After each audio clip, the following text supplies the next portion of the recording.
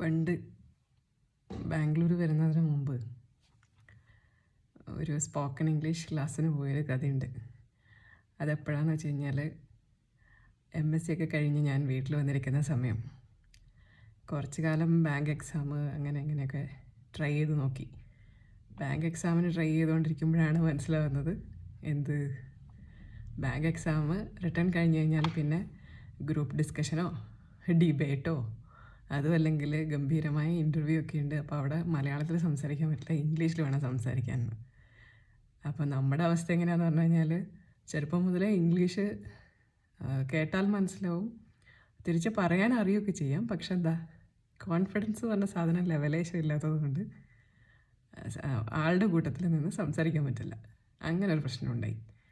അപ്പോൾ അച്ഛന് ഈ പ്രശ്നം നല്ലപോലെ അറിയായിരുന്നേ. അപ്പോൾ അച്ഛൻ എന്ത് പറഞ്ഞു, എന്തായാലും നീ ബാങ്ക് എക്സാമിനൊക്കെ ട്രൈ ചെയ്യല്ലേ, ഇൻ്റർവ്യൂവിൻ്റെ കാര്യങ്ങൾ റെഡിയാക്കാൻ വേണ്ടി നമുക്കൊരു സ്പോക്കൺ ഇംഗ്ലീഷ് ക്ലാസ്സിന് പോകാം. അപ്പോൾ അവിടെ ബത്തേരിയിലൊരു സ്പോക്കൺ ഇംഗ്ലീഷ് ക്ലാസ്സിൻ്റെ പരിപാടിയുണ്ട്. ആരോ പറഞ്ഞു കേട്ടതാണ്. അപ്പോൾ അതിന് പോയി അവിടെ ചെന്നപ്പോൾ രസമാണ്. കുറേ കുട്ടികളുണ്ട്.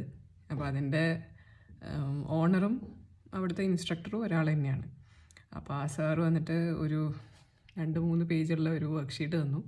എന്നിട്ട് പറഞ്ഞു, ഇവിടെ വരുന്ന എല്ലാവർക്കും ഞാനിത് ഫില്ല് ചെയ്യാൻ കൊടുക്കാറുണ്ട്. അതായത് കുറച്ച് ക്വസ്റ്റ്യൻസാണ്, നീ ഒരു കാര്യം ചെയ്യ്, ഇതൊക്കെ ഒന്ന് ട്രൈ ചെയ്യ്, എന്നിട്ട് നോക്കി ഇംഗ്ലീഷിൻ്റെ നിലവാരം എന്താണെന്ന് നോക്കിയിട്ട് നമുക്ക് ക്ലാസ് എങ്ങനെ തുടങ്ങണം, ഏത് ലെവലിൽ തുടങ്ങണം എന്നൊക്കെ നോക്കാമെന്ന് പറഞ്ഞു.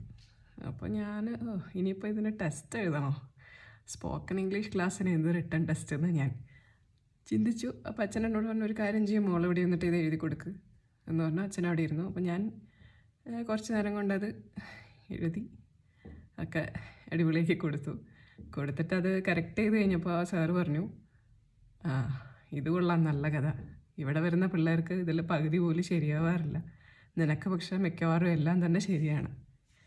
അപ്പോൾ പിന്നെ എന്തിനാണ് നീ സ്പോക്കൺ ഇംഗ്ലീഷ് ക്ലാസ് പഠിക്കാൻ വരുന്നത്, ഇവിടെ പ്രത്യേകിച്ച് ഇംഗ്ലീഷായിട്ടൊന്നും നിന്നെ പഠിപ്പിക്കാനില്ലല്ലോ എന്ന് പറഞ്ഞു.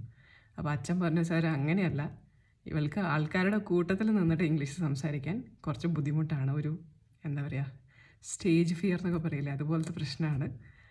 അപ്പോൾ അത് സംസാരിച്ച് ശീലവുമില്ല. പിന്നെ ഞാൻ ഗവൺമെൻറ് സ്കൂളിലൊക്കെ പഠിച്ചുകൊണ്ട് എല്ലാവർക്കും അറിയാമല്ലോ, എന്താ പറയുക, നമ്മൾ ഗവൺമെൻറ് സ്കൂളിൽ 1ാം ക്ലാസ് മുതൽ 7ാം ക്ലാസ് വരെ പഠിച്ചു. പിന്നെ പഠിച്ചതും മലയാളം തന്നെ മാധ്യമമായിട്ട് പഠിപ്പിക്കുന്ന ഒരു സ്കൂളിലാണ്. അത് കഴിഞ്ഞ് +2 ചെന്നപ്പോഴാണ് മീഡിയം ഓഫ് ഇൻസ്ട്രക്ഷൻ ഇംഗ്ലീഷ് ആവുന്നത്. പക്ഷേ അപ്പോഴും നമ്മുടെ സാർമാരെന്താ, ആദ്യം ഇംഗ്ലീഷിലുള്ളത് പറയും, അത് കഴിഞ്ഞിട്ട് അതിൻ്റെ മലയാള വർണ്ണന നടത്തും. നമ്മൾ ആ മലയാളം കേട്ടിട്ടാണ് ഇംഗ്ലീഷിൽ പോയി എഴുതിക്കൊണ്ടിരുന്നത്. അപ്പോൾ അങ്ങനെ ഒരു സംസാര ഭാഷയായിട്ട് ഇംഗ്ലീഷ് ഉപയോഗിക്കേണ്ട ഒരു ആവശ്യം വന്നിട്ടില്ല.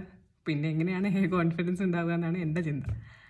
അപ്പോൾ അങ്ങനെ ഇരുന്ന് എന്തായാലും ഇതൊക്കെ എഴുതി കൊടുത്തു. സംഭവമൊക്കെ കണ്ടപ്പോൾ സാറിന് ഭയങ്കര പറഞ്ഞില്ലേ, നമ്മുടെ first impression is the best impression എന്നൊക്കെ പറയില്ലേ, അതുപോലെ ഭയങ്കര ഇഷ്ടമായി. അപ്പോൾ എന്നോട് പറഞ്ഞു, നിനക്ക് 1 മാസത്തെ ക്ലാസ് ഒന്നും വേണ്ടി വരില്ല. അത് ആക്ച്വലി സ്പോക്കൺ ഇംഗ്ലീഷ് പ്രോഗ്രാം എന്ന് പറഞ്ഞാൽ 1 മാസത്തെ ക്ലാസ്സാണ്. അപ്പോൾ 1 മാസം ക്ലാസ്സിൽ അറ്റൻഡ് ചെയ്ത് എല്ലാവരും സംസാരിക്കാൻ പഠിച്ചിട്ട് ഈ ഗൾഫിലും മറ്റുള്ളിടത്തൊക്കെ പുറം നാട്ടിലൊക്കെ പോകുന്ന ആൾക്കാർ പഠിക്കാൻ പോകുന്നുണ്ട് അവിടെ. അപ്പോൾ സാറ് പറഞ്ഞു, ഒരു കാര്യം ചെയ്യ്, നീ ഇവിടെ 1 മാസം ഒന്നും പഠിക്കലുണ്ടാവില്ല എന്നാണ് എനിക്ക് തോന്നുന്നത്, ഒരാഴ്ചയൊക്കെ മതിയാവും നിനക്കെന്ന് പറഞ്ഞു. അപ്പോൾ ഞാൻ പറഞ്ഞു, ഓക്കെ ശരി. അപ്പോൾ എന്നിട്ട് സാറ് പറഞ്ഞു, സ്വപ്നം ഇവിടെ ക്ലാസ്സിൽ ഇരുന്നോട്ടെ, സാറ് പോയിക്കോളൂ എന്ന് പറഞ്ഞു അച്ഛനോട്. അപ്പോൾ അച്ഛൻ ശരി എന്ന് പറഞ്ഞിട്ട് അച്ഛൻ തിരിച്ചു പോയി. അപ്പോൾ അന്ന് മുതൽ ഞാൻ അവിടെ ക്ലാസ് അറ്റൻഡ് ചെയ്യാൻ കയറി. പിന്നെ ക്ലാസ്സുകളുണ്ടായിരുന്നു. അപ്പം ബേസിക്സ് എല്ലാവർക്കും പഠിപ്പിക്കുന്ന പോലെ തന്നെയാണ് പഠിപ്പിച്ചുകൊണ്ടിരുന്നത്. എനിക്ക് പ്രത്യേക ക്ലാസ്സൊന്നും ആയിരുന്നില്ല.